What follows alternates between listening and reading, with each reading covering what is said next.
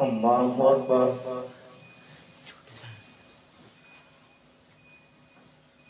الحمد لله رب العالمين الرحمن الرحيم مالك يوم الدين إياك نعبد وإياك نستعين اهدنا الصراط المستقيم صراط الذين أنعمت عليهم غير المغضوب عليهم ولا الضالين. تبارك الذي بيده الملك وهو على كل شيء قدير الذي خلق الموت والحياة ليبلوكم أيكم أحسن عملا وهو العزيز الغفور الذي خلق 7 سماوات طباقا ما ترى في خلق الرحمن من تفاوت فارجع البصر هل ترى من فطور ثم ارجع البصر كرتين ينقلب إليك البصر خاسئا وهو حسير ولقد زينا السماء الدنيا بمصابيح وجعلناها رجوما للشياطين وأعتدنا لهم عذاب السعير وللذين كفروا بربهم عذاب جهنم وبئس المصير إذا ألقوا فيها سمعوا لها شهيقا وهي تفور تكاد تميز من الغيظ كلما ألقي فيها فوج سألهم خزنتها ألم يأتكم نذير قالوا بلى قد جاءنا نذير فكذبنا وقلنا ما نزل الله من شيء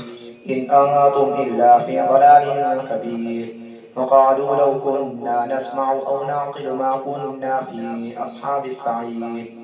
فاعترفوا بذنبهم فسحقا لأصحاب السعير. إن الذين يخشون ربهم بالغيب لهم مغفرة وأجر كبير وأسروا قولكم أو اجهروا به إنه عليم بذات الصدور ألا يعلم من خلق وهو اللطيف الخبير هو الذي جعل لكم الأرض ذلولا فامشوا في مناكبها وكلوا من رزقه وإليه النشور أأمنتم من في السماء أن يخسف بكم الأرض فإذا هي تمور أم أمنتم من في السماء أن يرسل عليكم حاصبا فستعلمون كيف نذير ولقد كذب الذين من قبلهم فكيف كان نكير أولم يروا إلى الطير فوقهم صافات ويقبض ما يمسكهن إلا الرحمن إنه بكل شيء بصير. أمن هذا الذي هو جند لكم ينصركم من دون الرحمن إن الكافرون إلا في غرور أمن هذا الذي يرزقكم إن أمسك رزقه بل لجوا في عتوب ونفور أفمن يمشي مكبا على وجهه أهدى أمن يمشي سويا على صراط مستقيم قل هو الذي ذرأكم قل هو الذي أنشأكم وجعل لكم السمع والأبصار والأفئدة قليلا ما تشكرون قل هو الذي ذرأكم في الأرض وإليه تحشرون ويقولون متى هذا الوعد إن كنتم صادقين قل إنما العلم عند الله وإنما أنا نذير مبين فلما رأوه زلفة سيئت وجوه الذين كفروا وقيل هذا الذي كنتم به تدعون قل أرأيتم إن أهلكني الله ومن معي أو رحمنا فمن يجير الكافرين من عذاب أليم قل هو الرحمن آمنا به وعليه توكلنا فستعلمون من هو في ضلال مبين قل أرأيتم إن أصبح ماؤكم غورا فمن يأتيكم بماء معين نون والقلم وما يسطرون ما أنت بنعمة ربك بمجنون وإن لك لأجرا غير ممنون وإنك لعلى خلق عظيم فستبصر ويبصرون بأيكم المفتون إن ربك هو أعلم بمن ضل عن سبيله وهو أعلم بالمهتدين فلا تطع المكذبين ودوا لو تدهن فيدهنون ولا تطع كل حلاف مهين هماز مشاء بنميم مناع للخير معتد أثيم عتل بعد ذلك زنيم أن كان ذا مال وبنين إذا تتلى عليه آياتنا قال أساطير الأولين سنسمه على الخرطوم إنا بلوناهم كما بلونا أصحاب الجنة إذ أقسموا ليصرمنها مصبحين ولا يستثنون فطاف عليها طائف من ربك وهم نائمون فأصبحت كالصريم فتنادوا مصبحين أن اغدوا على حرثكم إن كنتم صارمين فانطلقوا وهم يتخافتون ألا يدخلنها اليوم عليكم مسكين وغدوا على حرد قادرين فلما رأوها قالوا إنا لضالون بل نحن محرومون قال أوسطهم ألم أقل لكم لولا تسبحون قالوا سبحان ربنا إنا كنا ظالمين فأقبل بعضهم على بعض يتلاومون قالوا يا ويلنا إنا كنا طاغين عسى ربنا أن يبدلنا خيرا منها إنا إلى ربنا راغبون كذلك العذاب ولعذاب الآخرة أكبر لو كانوا يعلمون إن للمتقين عند ربهم جنات النعيم أفنجعل المسلمين كالمجرمين ما لكم كيف تحكمون أم لكم كتاب فيه تدرسون إن لكم فيه لما تخيلون أم لكم أيمان علينا بالغة إلى يوم القيامة إن لكم لما تحكمون سلهم أيهم بذلك زعيم أم لهم شركاء فليأتوا بشركائهم إن كانوا صادقين يوم يكشف عن ساق ويدعون إلى السجود فلا يستطيعون خاشعة أبصارهم ترهقهم ذلة وقد كانوا يدعون إلى السجود وهم سالمون فذرني ومن يكذب بهذا الحديث سنستدرجهم من حيث لا يعلمون وأملي لهم إن كيدي متين أم تسألهم أجرا فهم من مغرم مثقلون أم عندهم الغيب فهم يكتبون فاصبر لحكم ربك ولا تكن كصاحب الحوت إذ نادى وهو مكذوب لولا أن تداركه نعمة من ربه لنبذ بالعراء وهو مذموم فاجتباه ربه فجعله من الصالحين وإن يكاد الذين كفروا ليزلقونك بأبصارهم لما سمعوا الذكر ويقولون إنه لمجنون وما هو إلا ذكر للعالمين الله أكبر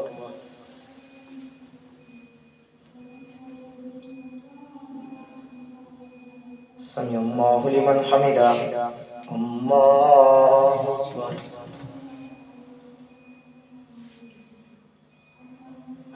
الله أكبر الله أكبر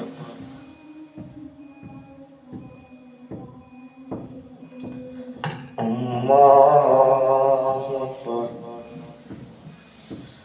الحمد لله رب العالمين الرحمن الرحيم مالك يوم الدين إياك نعبد وإياك نستعين اهدنا الصراط المستقيم صراط الذين أنعمت عليهم غير المغضوب عليهم ولا الضالين الحاقة ما الحاقة وما أدراك ما الحاقة كذبت ثمود وعاد بالقارعة فأما ثمود فأهلكوا بالطاغية وأما عاد فأهلكوا بريح صرصر عاتية سخرها عليهم 7 ليال و8 أيام حسوما فترى القوم فيها صرعا كأنهم أعجاز نخل خاوية فهل ترى لهم من باقية وجاء فرعون ومن قبله والمؤتفكات بالخاطية فعصوا رسول ربهم فأخذهم أخذة رابية إنا لما طغى الماء حملناكم في الجارية لنجعلها لكم تذكرة وتعيها أذن واعية فإذا نفخ في الصور نفخة واحدة وحملت الأرض والجبال فدكتا دكة واحدة فيومئذ وقعت الواقعة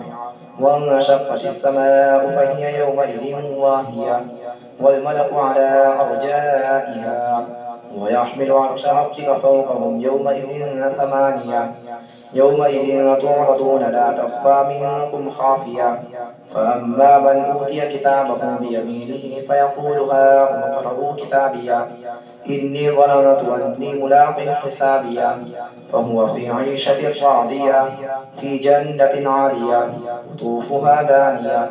كلوا واشربوا هنيئا بما أسلفتم في الأيام الخالية وأما من أوتي كتابه بشماله فيقول يا ليتني لم أوت كتابيا ولم أدر ما حسابيا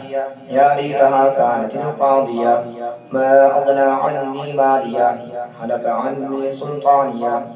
خذوه فغلوه ثم الجحيم صلوه ثم في سلسلة درعها 70 ذراعا فاسلكوه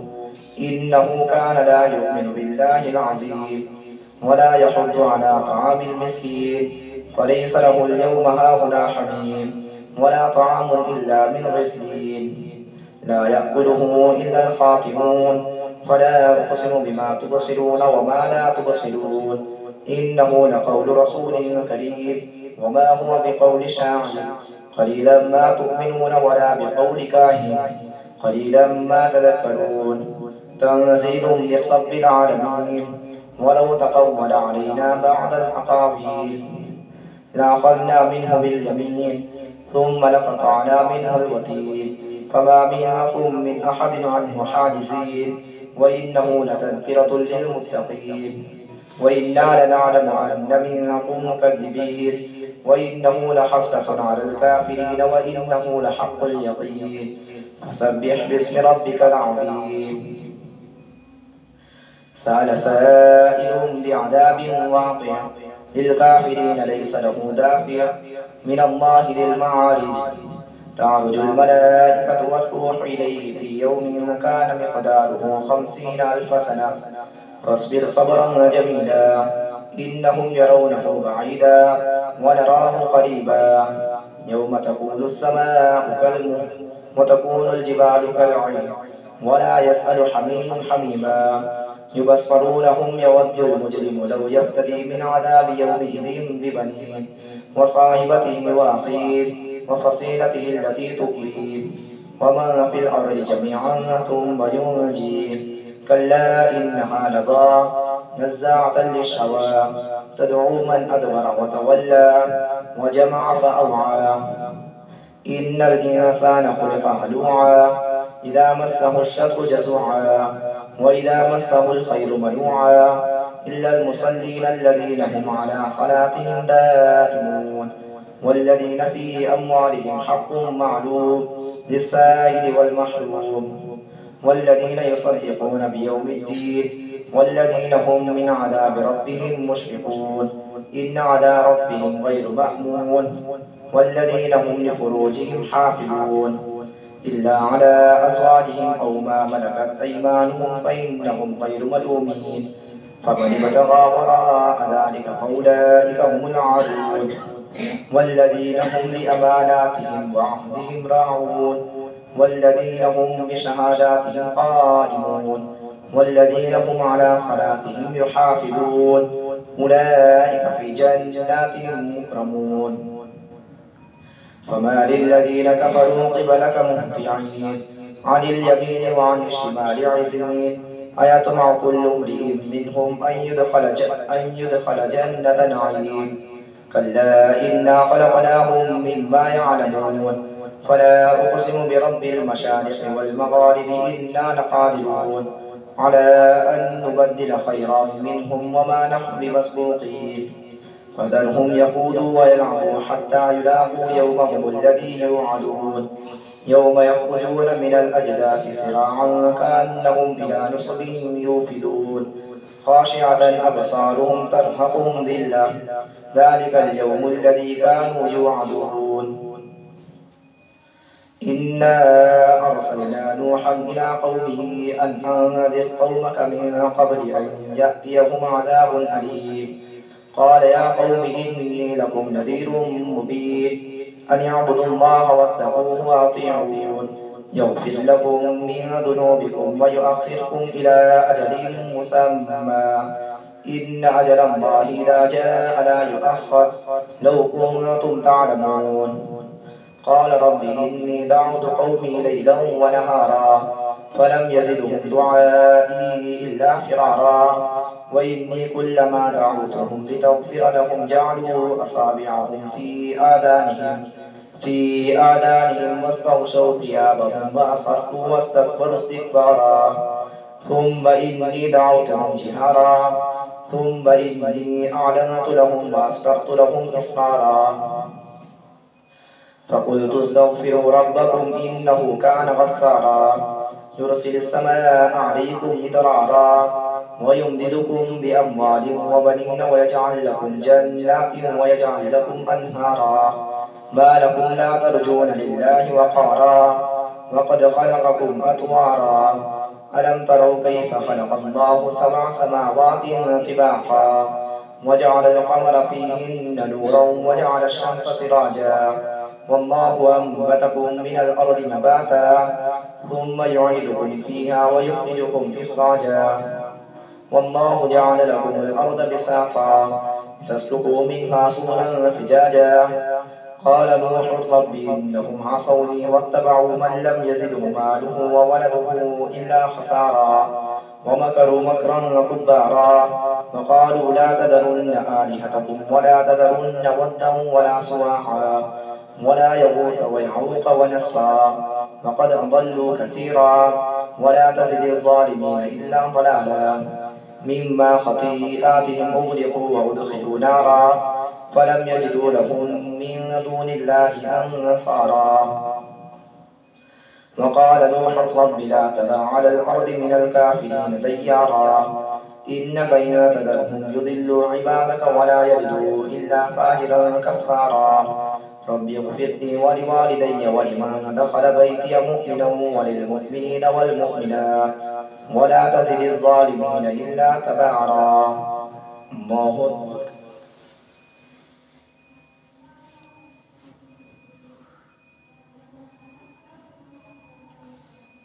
سمع الله لمن حمده الله أكبر.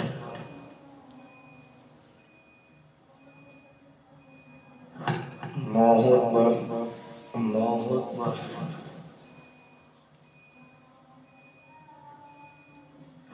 الله أكبر.